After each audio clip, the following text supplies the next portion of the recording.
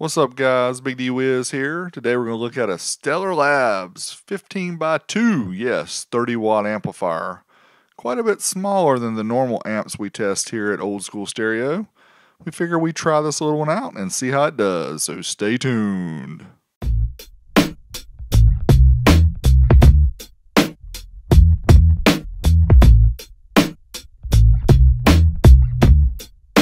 Here's the amp listed on the MCM electronics page. You can see it's just under $20 right now. Price may change.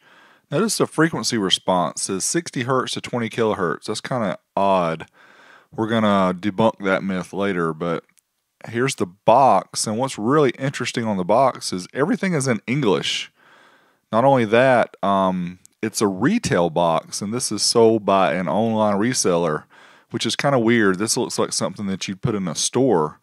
The other thing is the manual itself is all English. There is no other language here. That's very unique. You don't really ever see that anymore.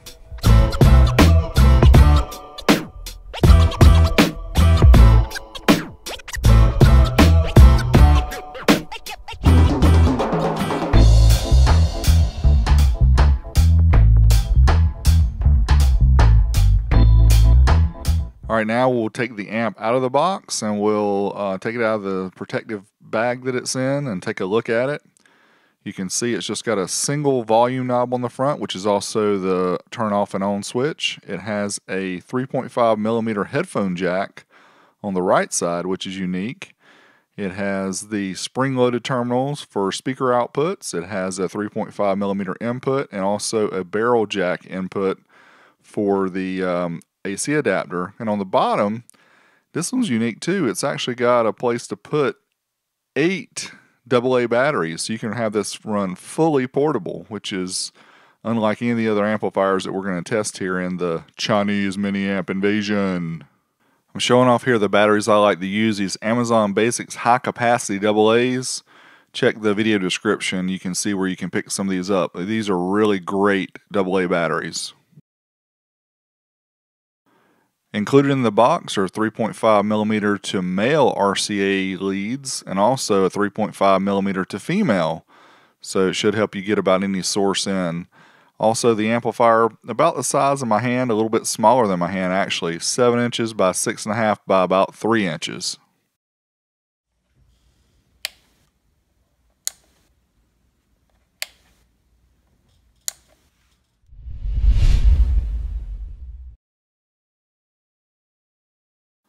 Alright, so next up we're going to check out what's inside this little mini beast of an amplifier, if you want to say. So first off, there are 4 very small Phillips screws on the outer edges on the bottom of the amp. Took these out and then I had some problems thinking, man, there must be something else going on here. So I did notice that there was another screw underneath the quality control sticker. So once I pulled the quality control sticker off, I was able to get that 5th Phillips screw out. Then I was still having some issues trying to get it open. So I was like, what in the world is going on?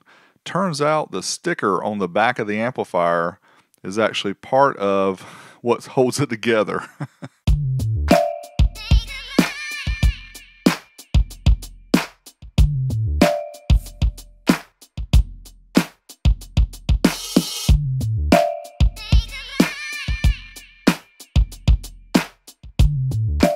So once I was finally able to get the top case off of the amplifier, I was able to get in so we could see it better. You can see the little headphone jack here, and I think it has a small amplifier built in to give you power for your headphones on the side. That's kind of cool. Again, that's unique in all these amps I'm testing. And then there's a very small little board that has the amplifier chip. What's really interesting is look close at the top where it says TriPath. It looks like it says TriPatter, P-A-T-R. Maybe that's just me. Here are the specs of the chip, 10 watts per channel at 8 ohms and 15 watts per channel at 4 ohms. Voltage range around 12 to about 13.5 with a maximum of 16 volts. We're actually going to try our test at both 15 volts and 12 volts, so stay tuned to see the difference between those.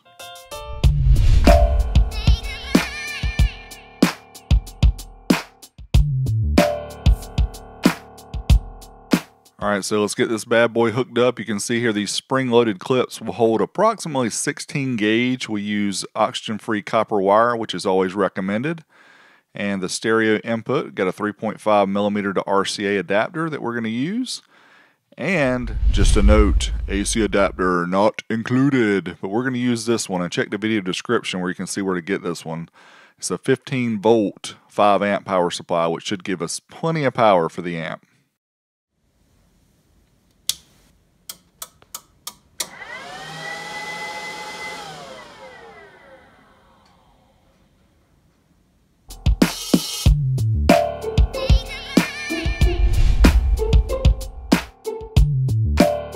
Okay, first up we're going to run the 8 ohm test, and we're going to use the 15 volt power supply the first time and ramp up the volume. You can see 13 watts per channel here, which is good. It's only rated to do 10, but that's at 12 volts.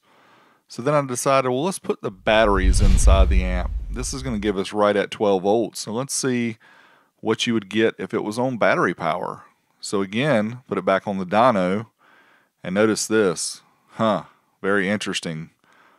Only 6 watts we were able to get certified. So that's literally half, a little bit less than half the wattage while you use the battery. So that's something you need to understand if you're going to use this amp with batteries. Not as powerful as using the power supply.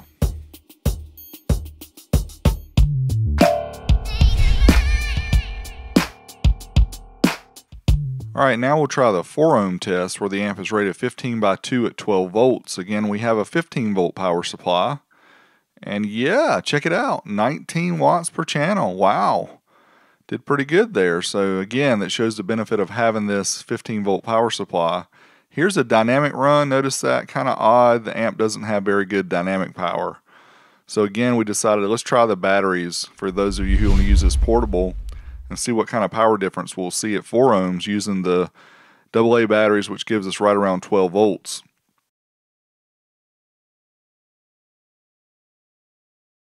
So we got 8 watts per channel at 4 ohms using the batteries, so quite a bit less power than using the 15 volt power supply.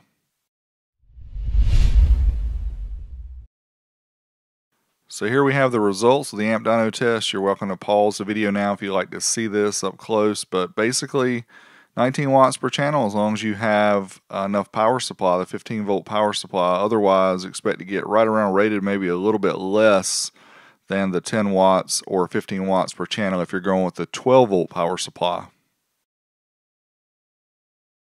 So after doing all the brutal amp dyno tests using the 15 volt power supply, I decided I'd go ahead and check the temperature here with the cover on. You can see the highest we got was 135 degrees Fahrenheit, which is approximately 57 degrees Celsius.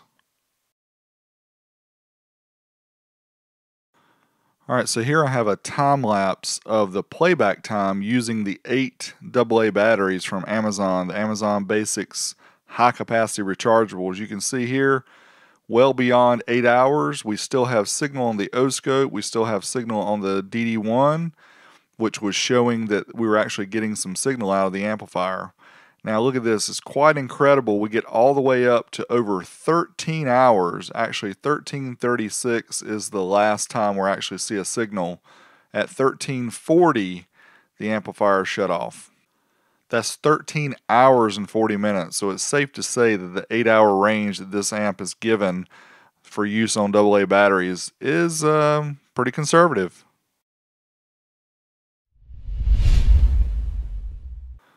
Alright, so next up I'm going to do a sound demo, and just to set expectations, I use some rather cheap 6.5 inch bookshelf speakers and also use the internal microphone on my phone, so do not expect great quality here, but YouTube's going to recompress it anyway.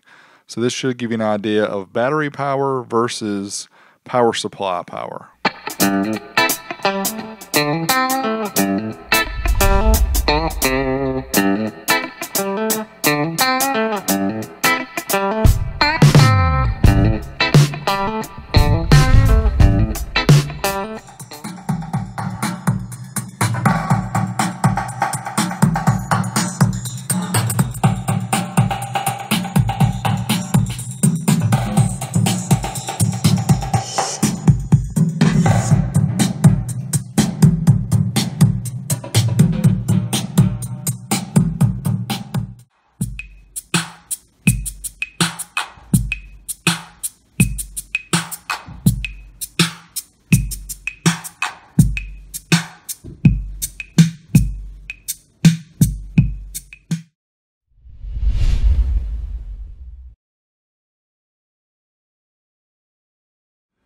Alright, so now we have the external power supply hooked up. We're going to try the songs again.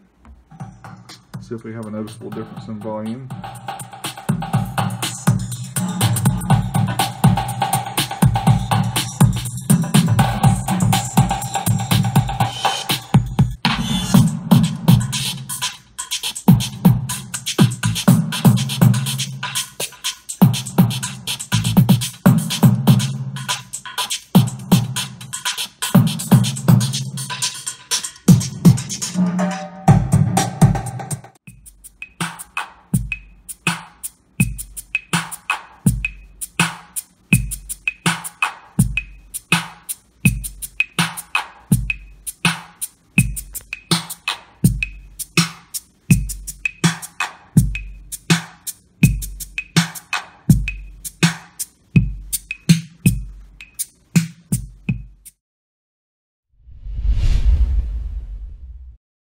So overall, the Stellar Labs 15x2 amplifier was the least powerful of all the Chinese mini amps that I got here in my second round of testing, but it was also really the only one that came as a complete package, except for a power supply or batteries. Otherwise, you could just go ahead and hook it up to your source, to your TV, whatever you wanted to, and go ahead and use it. The other ones are just really amp boards. So I've broken it down into the goods and the not so good. So let's see what that's all about. First up, we'll talk about what's good about the amp. Well, one, it's portable. It can use AA batteries or a power supply. It has an enclosure, so it's not just an amp board like some of these amps. It includes a 3.5mm to RCA adapter, male and female. It has great battery playback duration. Also a headphone jack for private listening. And the price, at around $20, this is a fantastic deal.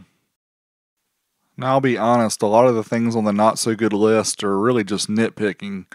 But first up, I'd say that it doesn't have tone controls. It just has a volume knob with an off and on switch. Doesn't have Bluetooth, but again, for $20, we don't really expect it to include Bluetooth. It appears to need around 1 volt of input voltage to get maximum out of the amp. And that's higher than a lot of smartphones can put out, so just so you know that. The bass output's kind of weak. The amplifier is not really rated to handle really low bass notes, so just be aware that you may be missing some of the bottom end and may want to add a subwoofer to get the full range. And it doesn't include a power supply, but again, for $20, that shouldn't be expected, but you can pick one of those up for around 15 bucks. Alright, there you have it. I hope you guys enjoyed the video. Make sure you're subscribed at youtube.com/BigDWiz. Stay tuned for upcoming videos on more Chinese mini amps. Until next time, I'm out of here. All right, here's the Stellar Labs. We're going to try 2.67 ohms at 1 kilohertz.